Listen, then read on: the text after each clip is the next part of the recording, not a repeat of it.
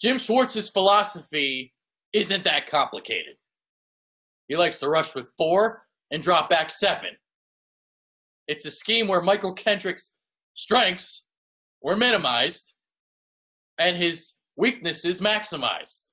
Whereas for Cory Nelson, his strengths are going to be maximized and weaknesses minimized. Rush with 4, drop back 7. That means not a lot of blitzing, which is what Kendricks does best and something that Nelson doesn't do a lot of. And dropping back 7, meaning you got to be able to cover if you play linebacker for the Birds. Well, that's Kendricks' biggest weakness and Nelson's greatest strength. There's not a lot of tape on Cory Nelson. He essentially missed all of 2017 after suffering an elbow injury in October. Back in 2016, there were only 5 games where he saw 60% or more of the snaps. And those are the games that I looked into for this particular film study.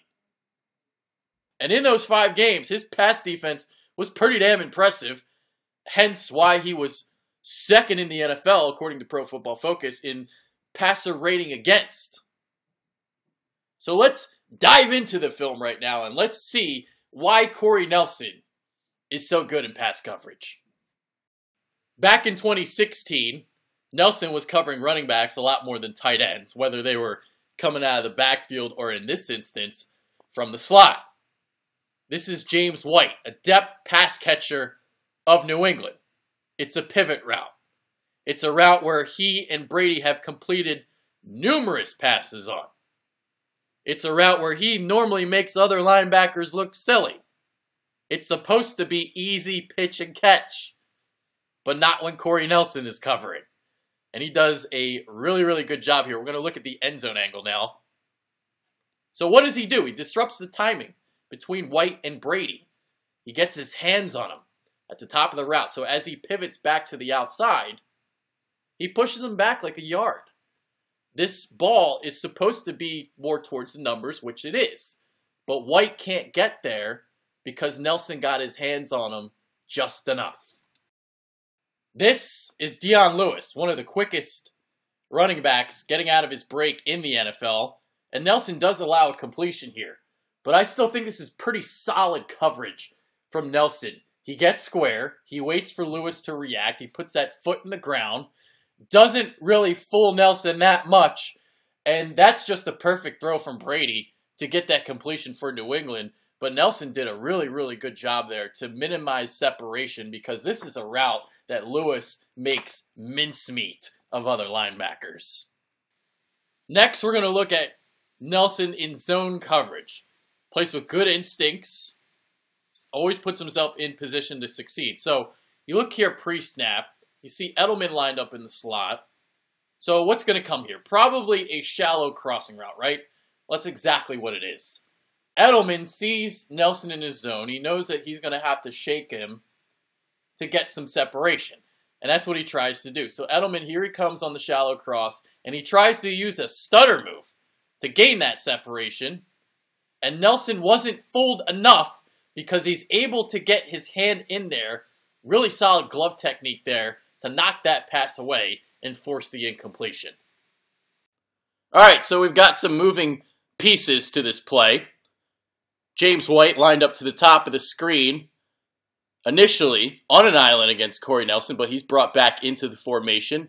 Nelson is shadowing him, indicating man coverage by the Broncos.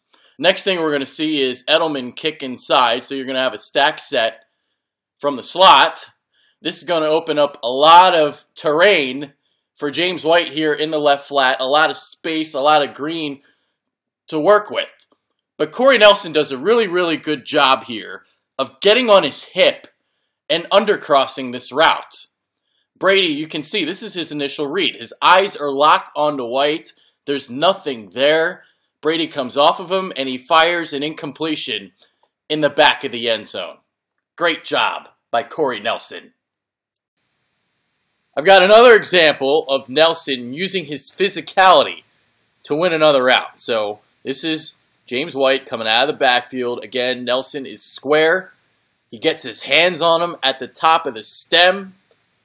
And this, again, forces another incompletion for Tom Brady against the Broncos. Linebackers are going to allow receptions to running backs. It's just a fact. But can that linebacker make the immediate tackle in space after the ball is caught? That is the question, and that is something that Cory Nelson does a good job of. Good instincts, keeps his shoulders square, waits for the running back to make the first move, takes good angles to the ball, and here we go again. Minimal yak after the catch. This is Melvin Gordon. Nice play by Cory Nelson. This next play here, it's going to be a tip of the cap to Phillip Rivers. Good throws, beat good coverages.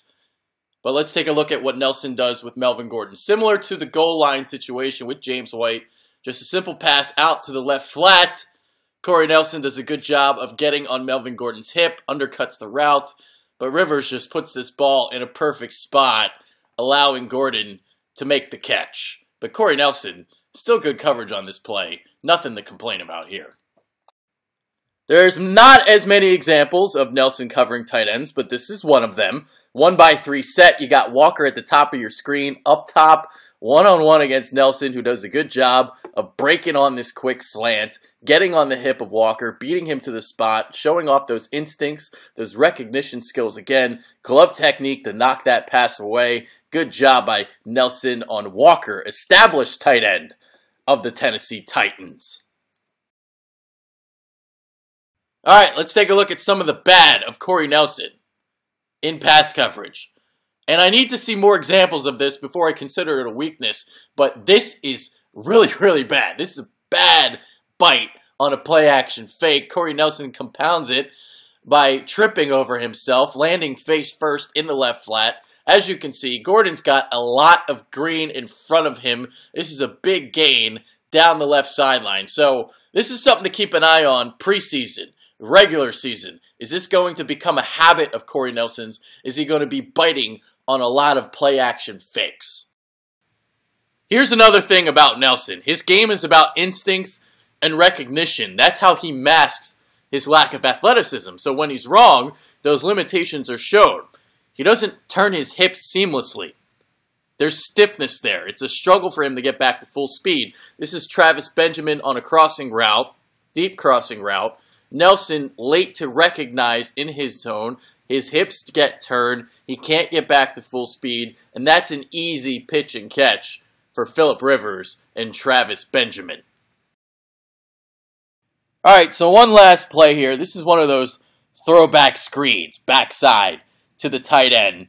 It's a sprint to the right for Mariota. Nelson bites a little bit too hard, over pursues just enough on that sprint. That allows the tight end to leak out into the left flat. He's got a lot of terrain there. Gets a couple yards of separation on Nelson to make the completion a little bit easier, the throw a little bit easier for Mariota.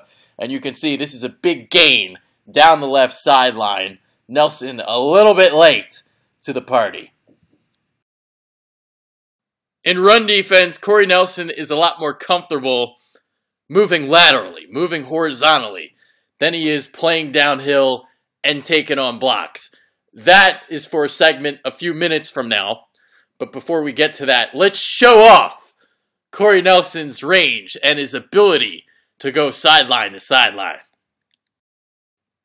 First play here, a power look from the Chargers. You've got 6 on the line of scrimmage. Tight end motioning into the backfield. You've got 2 halfbacks. We're going to see the left guard pull. We're going to see the tight end come over to trap block. Cory Nelson does a good job of scraping on this play, keeping his vision on Melvin Gordon, the running back, on this play off right tackle. Doesn't get too deep into the lineman. That allows him to scrape, and a nice tackle and play by Nelson right there. Again, we see a solid job of scraping by Nelson, keeping his vision on the running back, not getting too deep into the lineman. That allows him to move freely to his left.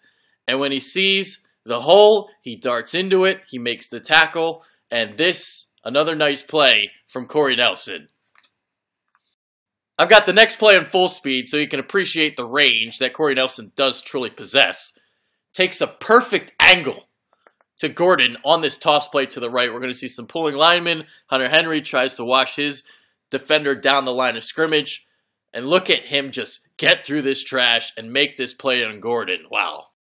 Another example of instincts and recognition. 7 on the line of scrimmage for the Chargers. 2 tight ends to the left. Nelson knows exactly where this play is going. Formation, recognition, puts himself in position, disengages from Orlando Franklin, the left guard, and makes the tackle on Melvin Gordon. I've got one more example of Nelson showcasing that range. This on a screenplay. 3rd and 8 for Oakland, and we see the same recipe. Nelson, good job of keeping his vision on the running back. Doesn't get too far upfield when he's scraping. This allows him to elude the cut block attempt by Rodney Hudson. And here's DeAndre Washington, short of the sticks on 3rd down. And it's Nelson helping the Broncos defense get off the field. Cory Nelson's biggest weakness is playing downhill, having to take on blocks in the run game. But here's the thing about Philadelphia's scheme. He's not a 3-4 inside linebacker anymore. He's a 4-3 will. And as a 4-3 will, he will have more freedom of movement to range and do the things that he does best. He's not going to be asked to take on blockers, to play downhill as much as he did in Denver. So all these clips illustrating that he doesn't play well downhill, it's a fact. But he's not going to be asked to do this a lot in Philly. So this weakness is going to be masked. The first thing you'll notice when you watch Nelson in run defense coming downhill and when he takes on blockers, his hands are too high. Hands way too high there. He gets overwhelmed by the guard, and he's nowhere near this tackle on this play. The other thing I'd like to see from Nelson is attack the guard quicker. Right now.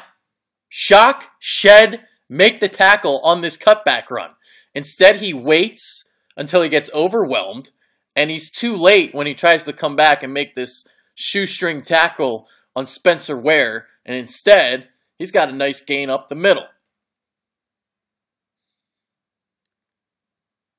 Okay, so tackles and guards, they can be overwhelming sometimes. But Nelson struggles to get off the seal of tight ends as well.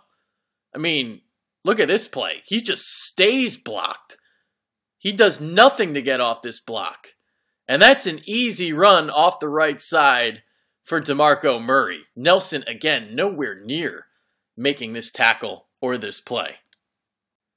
The other weakness of Nelson is his blitzing ability. Now, this might not be fair because there's not a lot of examples on tape about it.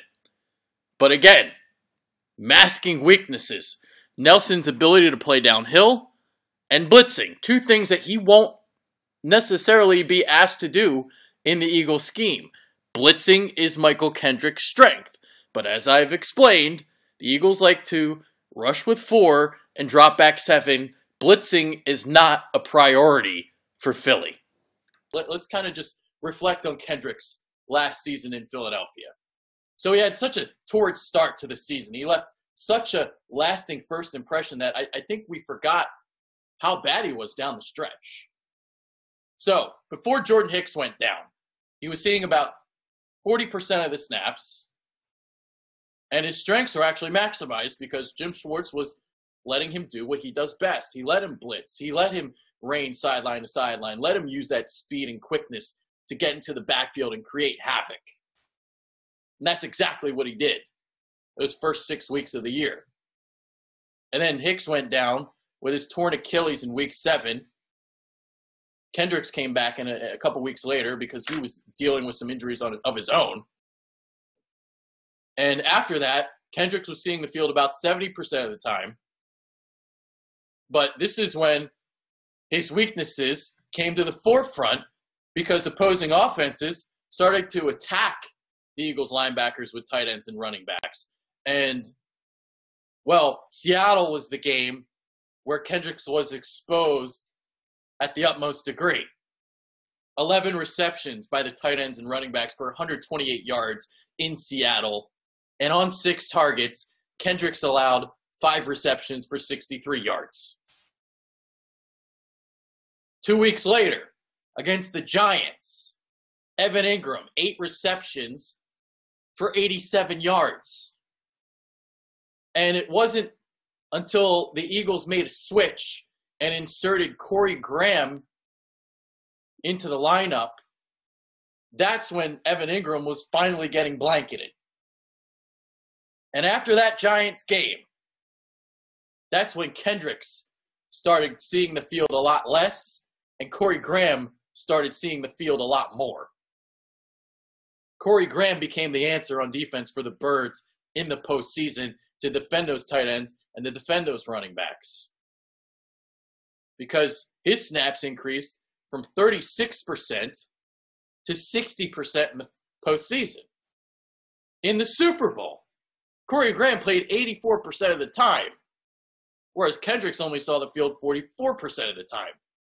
So dealing with the likes of James White, Dion Lewis, Rob Gronkowski, the Eagles had no faith putting Kendricks in there. But they had to because he was one of the 2 starting linebackers for the Birds. Bradham saw 100% of the snaps, Kendricks 44%, Donnell Ellerbe got a couple. But what happened in that game? It was Corey Graham playing safety and Malcolm Jenkins playing a lot of linebacker. And that was the switch that the Eagles made. That's when Jenkins really started seeing a lot of the field at linebacker, and Corey Graham was doing his thing. So you can see the snaps right there. It's in front of you. Kendrick's snaps decreased as the season went along, as his weaknesses became exposed. So he's better off in a 3-4, playing inside, letting him blitz the A-gap and get into the backfield. And speaking of 3-4, that's where we get into Cory Nelson, because this scheme for Cory Nelson fits him to a T.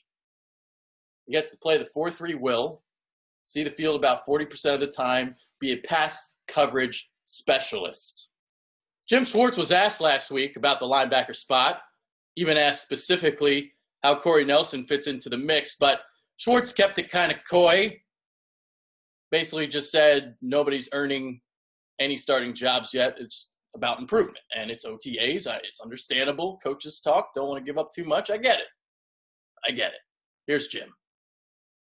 Nobody's earning any starting jobs now. Now's the time for individual improvement. Now's the time to start talking about some scheme stuff and, get some change or anticipate some changes, and really just to set the table for training camp. Training camp is when the competition will get fierce and the pads will come on and things like that. The only person or the only people that anyone's competing against right now is themselves. So yeah, there you go. No starting spots earned. It's all about the competition right now. The plan is just have competition and see what comes of it. This time of the year, you're certainly open-minded for all positions. We communicate that to our team. So whether it's a player that's a rookie, whether it's a veteran, we have a lot of guys come from different points. We have some young players that have worked up in our system. We have some guys we've brought from other teams, and we have some new players on the roster. We'll shake it all out, and and when we get to the end of training camp, we'll try to go forward with the best plan that we have. So that's it for this week's episode of Fedkiw's Focus. Let me know in the comment section below. Do you agree? Do you disagree?